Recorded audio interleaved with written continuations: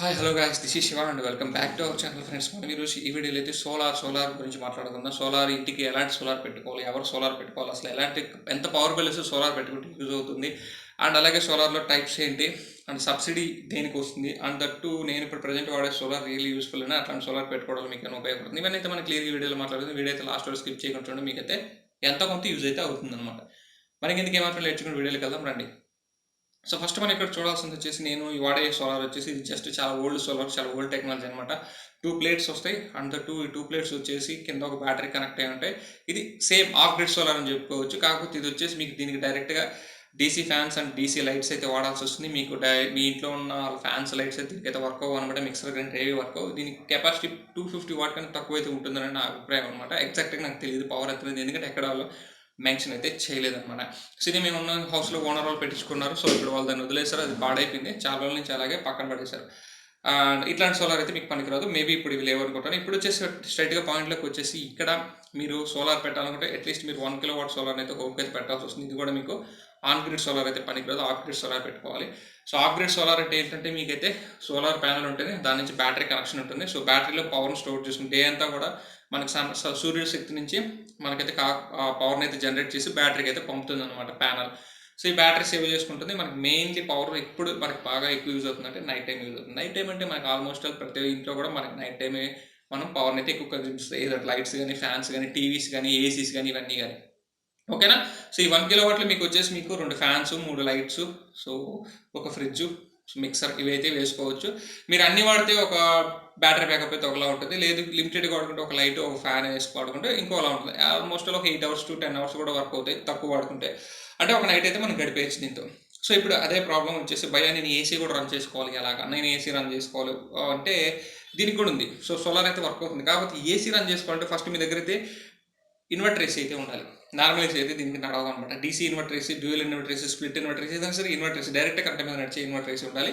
And ఈ inverter ఏసీకి వచ్చేసి మీకు ఒక 1 కిలోవాట్ పవర్ని అయితే దీనికి సపరేట్గా అయితే ఇవ్వాలి. ఏదైతే హోమ్కి వచ్చే పవర్ ఉందో అలా కాకుండా 2 ప్యానల్స్గా తీసుకుని, ఒక ప్యానల్లో డైరెక్ట్ మనకి ఏసీకి, ఒక ప్యానల్ డైరెక్ట్ మిగతా హోమ్కి అయితే యూస్ చేసుకున్నప్పుడు అప్పుడేమవుతుందంటే 1 కిలోవాట్ పవర్ దీనికి కంటిన్యూస్గా షేర్ అయినప్పుడు ఏసీ అయితే మీకు రన్ అయితే అవుతుందన్నమాట. సో ఇది ఎంత ఉందన్నమాట. అంటే మీరు ఒక ఏసీ రన్ చేసి, సో ఇంటికి హోమ్ సోలార్ పెట్టించాలంటే 2,00,000 రూపాయలు అయితే ఖర్చు అవుతుంది ఇప్పుడు ప్రస్తుతం ఉన్న పరిస్థితుల్లో. 2,00,000 రూపాయలు మీరు ఖర్చు పెట్టి ఇది పెడితే, అండ్ మీ పవర్ బిల్ చూస్తే, మీ power bill per month 2,000 above ఉన్నప్పుడు మాత్రమే నేను చెప్పిన ఈ ప్లాన్ అయితే వర్కౌట్ అవుతుంది.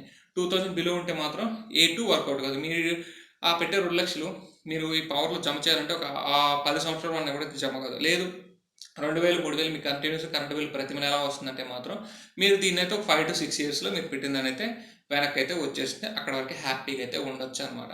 సో ఇది హోమ్ సోలార్లో ఉన్నది.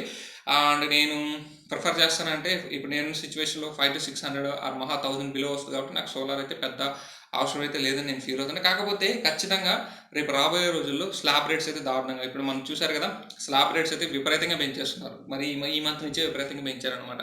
సో ఈ స్లాబ్ రేట్స్ ప్రకారం అయితే మాత్రం మీరు హెవీ యూస్ చేస్తుంటే మీకు సోలార్ అయితే ఖచ్చితంగా అయితే ఉపయోగపడుతుంది. సో దీని మీద ఖచ్చితంగా ఒక లుక్ అయితే వేదగ్గాంశం అయితే నేనైతే చెప్తున్నాను అనమాట. అండ్ ఇప్పుడు మనకి ఇవి ఎక్కడ కొనాలి ఏంటనే విషయానికి వస్తే మాత్రం, భయ్యా మీరు కొనాలి అనుకుంటే మీరు వచ్చేసి ఆన్లైన్లో ఉంటాయి, ఆఫ్లైన్లో ఉంటాయి. నేనైతే ఆఫ్లైన్లో ప్రతి డిస్ట్రిక్ట్ హెడ్ క్వార్టర్లో సోలార్ ఎనర్జీ సిస్టమ్స్ అయితే చాలామంది ఉంటారు, ఇట్లాంటి సోలార్ ప్యానల్స్ వీళ్ళు ఇచ్చేవాళ్ళు. అండ్ మీరు ఆఫ్లైన్లో కొనుక్కుంటే మీకు వచ్చే అడ్వాంటేజ్ ఏంటంటే, వాళ్ళు గ్యారంటీస్, వారంటీస్ అనేటివి వీటికి, ఇది కొంచెం టెక్నికల్ వర్క్ అనమాట. అందరూ చేసే వర్క్ కాదు ఇది. సో ఇదేం కరెంటు ఫ్యాన్ బిగించడం ఇట్లాంటివి కాదు అనమాట. సోలార్ అంటే సపరేట్ ఇంజనీర్స్ ఉంటారు. సో కాబట్టి మీరు ఆఫ్లైన్లో కొనుక్కోవడం వల్ల మీకైతే ఎంతో కొంత యూజ్ అయితే అవుతుంది. అండ్ ఇంకోటి వచ్చేసి ఖచ్చితంగా ప్యానల్స్కి అయితే 15 to 25 ఇయర్స్ వారంటీ ఉండేలా చూసుకుంటే, ప్యానల్స్ కాకపోతే దోలు తీరిపోతాయి. అది మాత్రం ముందే చెప్తున్నాను. సో మనకి హాఫ్ ఆఫ్ ద కాస్ట్ అవే పడతాయి. ప్యానల్ గ్యారంటీ, వారంటీ అనేది చాలా ముఖ్యం. పీస్ రిప్లేస్మెంట్ ఉండేలా చూసుకోండి. ఇంకా ఎలాగో బ్యాటరీకి 3 to 4 ఇయర్స్ ఇస్తారు, అవి ఎలాగో 5 ఇయర్స్ అయితే చల్తా. కాబట్టి బ్యాటరీ గురించి దిగులు పడాల్సిన అవసరం అయితే లేదు. అండ్ మోస్ట్లీ 2 కిలోవాట్ సోలార్ పెట్టుకోవడానికి ప్రిఫర్ అయితే చేయండి. ఓకేనా. ఇప్పుడు వచ్చేసి ఆన్ గ్రిడ్ సోలార్ గురించి మాట్లాడడం. ఆన్ గ్రిడ్ సోలార్ అంటే డైరెక్ట్గా మీ ఇంట్లో ఉన్న హోమ్ కరెంట్, అంటే ఏదైతే డైరెక్ట్గా మన ఇంట్లో ఉన్న ఏసీ కరెంట్గా అది లింక్ అయిపోయి ఉంటుందన్నమాట. సో దాన్ని అయితే ఇన్బుల్ట్ చేస్తారు.